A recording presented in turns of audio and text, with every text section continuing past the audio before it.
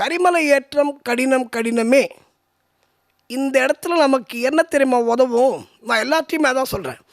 அதனால தான் இந்த 41 நாள் 42 நாள் விரதம் இருக்குது. 48 நாள் எது இருந்தாலும் பரவாயில்லைங்க. ஐயப்பனுக்கு ஒரு வாரம் எக்ஸ்ட்ரா விரதம் இருந்தால் தப்பு கிடையாது. நம்ம உடம்புக்கு இன்னும் ஒரு 8 நாள் இன்னும் ஒரு நல்ல ட்ரீட்மெண்ட் கிடைக்கும். நம்ம உடம்பை சரி பண்ணிக்கலாம் இன்னும் 8 நாளில். அதனால் தப்பு கிடையாது. இந்த விரத சுத்தி இருக்குல்ல, அவங்களுக்கு புரிகிற மாதிரி சொன்னால் நம்மளுடைய சுத்தமான விரதம் இதுதான் கரிமலையிலையும் நீலிமலையிலையும் நமக்கு கை கொடுக்கும். ஆனால் இந்த பக்தி விஷயத்தில் காம்ப்ரமைஸ் இருக்கவே கூடாது. அதுவும் குறிப்பாக ஐயப்பனுடைய விரதத்தில் காம்ப்ரமைஸ் என்பது முற்றிலும் தவிர்க்கப்பட வேண்டும் என்று நான் கேட்டுக்கொள்கிறேன். இப்போ நம்ம விரதத்தோட சுத்தம் இருக்குல்ல, இதுதான் நம்மளை மலையேற்றும். நீ கரிமலையில் ஏறும்போது உனக்கு அது தெரியும். இன்றைக்கும் சரி, அந்த காலத்துலேயும் சரி.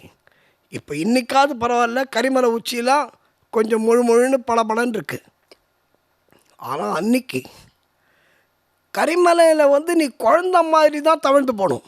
ஒரே ஒரு விஷயம் என்ன தெரியுமா? சபரிமலையில் எனக்கு எல்லாம் தெரியும் நீ நினச்சின்னு போனேன்னா, இது சபரிமலைக்கு நம்ம போகிற விஷயமே எனக்கு எல்லாம் தெரியும், நான் பெரிய ஆள், இது இருக்கக்கூடாதுன்னு தான் நம்ம சபரிமலைக்கே போகிறோம்.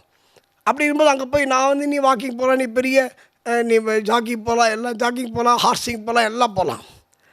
ஆனால் கரிமலைக்கு வந்தாச்சுன்னா அது ஏழையாக இருந்தாலும் சரி, பணக்காரனாக இருந்தாலும் சரி, குழந்தையாக இருந்தாலும் சரி, பெரியவராக இருந்தாலும் சரி, தவழ்ந்து தான் சார் ஏறி ஆகணும். அங்கே தான் வச்சான் ஐயப்பன்.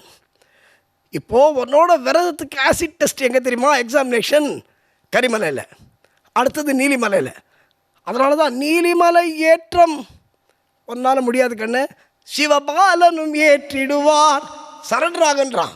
இப்போது ஐயப்பன்ட்ட சரண்டர், நான் ஏற்கனவே பல தொகுப்பில் இது சொன்னேன். ஐயப்பன்ட்ட நீ சரண்டர் ஆகிட்டன்னா ஒன்று அவன் பார்த்துப்பான். என்னோடய லைஃப் அப்படி தான் சார், என்னோடய லைஃப் அப்படி தான். என்னோடய லைஃப்னால் பெருமைக்கு நான் என்ன பெரிய ஆளான்னு ஒன்றும் கிடையாது. ஆனால் ஒவ்வொருவருடைய வாழ்விலும் ஐயப்பன் உங்களுக்கு துணையாக நிழலாக வருவான் என்பது சத்தியம்.